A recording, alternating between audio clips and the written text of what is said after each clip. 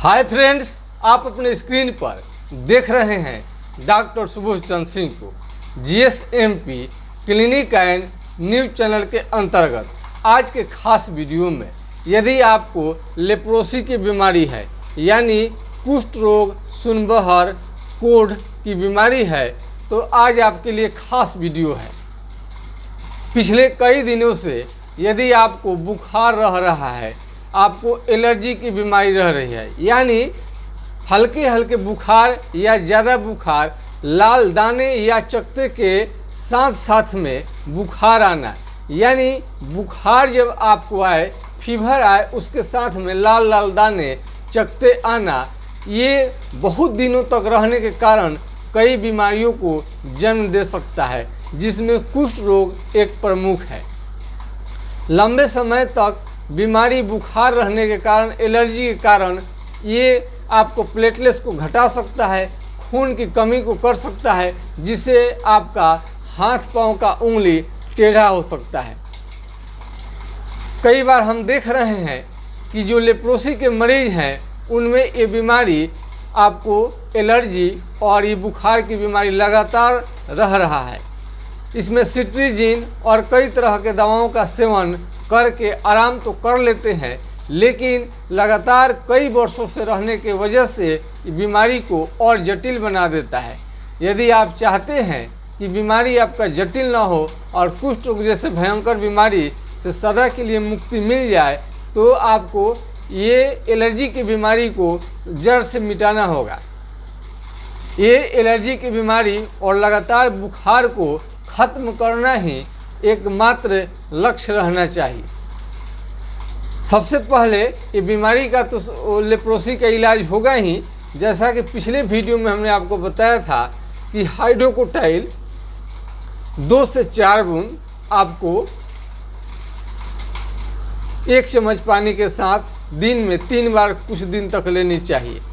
बहुत लोग इसे समझते हैं कि लेप्रोसी को यही दवा ले लेने से केवल जड़ मूल से ठीक हो जाएगा, तो ऐसा नहीं है। हमने आपको बताया है कि ये प्राथमिक उपचार के रूप में आपको लेनी चाहिए ताकि बीमारी आपको बढ़े नहीं। जड़ से मिटाने के लिए बीमारी को ट्रीटमेंट आपको लेना ही पड़ेगा, क्योंकि ट्रीटमेंट लक्षण के आधार पर चलता है। हर रोगी का अलग अलग ये बीमारी के लक्षण होते हैं। लक्षण को ध्यान में रखकर जो दवा का चुनाव होता है, उसी से कुष्ठ रोग आपका सुनबहर जड़ से जाएगा। आराम करने के लिए बीमारी को तो कई दवाएं हैं। सरकार आपको MDT के दवा खिलाती है, आराम तो ज़रूर हो जाता है, और बहुत लोगों को इसे आराम नहीं होता है, बहुत लोगों को रिएक्शन करने लगता है। तो जिन लोगों को MDT की दवा सूट नहीं करता है, यानी कि फ़ायदा नहीं करता है, यदि आप MDT के दवा से असंतुष्ट हैं और आपको लगता है कि जड़ से मिटाने में कामयाब नहीं हो पा रहा MDT, तो आपको होम्योपैथिक दवा ज़रूर लेनी चाहिए। तो आपको ये बुखार जो है, कोई ज़रूरी नहीं है कि लेप्रोसी के मरीज हैं वही केवल ध्यान रखेंगे एलर्जी और बुखार की, बल्कि अन्य रोगियों को भी सावधान रहनी चाहिए। बहुत सारे लोग धूप में जाने के बाद में उनका जो एलर्जी की बीमारी शुरू हो जाती है, धूप बर्दाश्त नहीं होता है। धूप बर्दाश्त नहीं होना भी कुष्ठ रोग का जितने भी लक्षण है उनमें से एक है। यदि चमड़ा मोटा हो रहा है, आँखों से कम दिखाई देता है और हाथ पांव का उंगली टेढ़ा होने लगे और इसमें आपको झंझनाहट के साथ दर्द हो और इस तरह से आपको कहीं पर कट जाए, जल जाए, तो समझ में नहीं आए, तो आपको समझनी चाहिए कि लेप्रोसी की बीमारी आपको लग चुकी है। हमने बताया कि शरीर में कहीं पर भी यदि आपको चमड़ा शून्य लग रहा है, वहाँ पिन अल्पिन चिट्टी काटने से, किसी भी तरह का नुकीला चीज़ को हिला देने से समझ में नहीं आता है, तो आपको लेप्रोसी है। यदि समझ में आता है तो आपको लेप्रोसी नहीं है। लेप्रोसी एक गंभीर बीमारी है, लंबे समय तक इसका इलाज करनी पड़ती है। लंबे समय तक इलाज करने के साथ साथ इनके लक्षण पर भी ध्यान रखनी चाहिए। किन्हीं का मान लीजिए नाखून खराब हो रहा है, ये भी लेप्रोसी का प्राइमरी लक्षण हो सकता है। कुष्ठ रोग का शुरुआत कई लक्षणों से हो सकता है, सभी रोगियों का एक साथ शुरू नहीं होता है। बहुत सारे मरीज आप देखेंगे कि उनका नाखून पहले खराब होना शुरू होता है, वो इस नाखून के खराब होने का साधारण बीमारी मानकर बैठे रहते हैं। इसका परिणाम होता है कि एक दिन भयंकर रूप ले लेता है और हाथ पांव का उंगली का नाखून पूरा गिरकर ये हाथ पांव का उंगली टेढ़ा हो जाता है।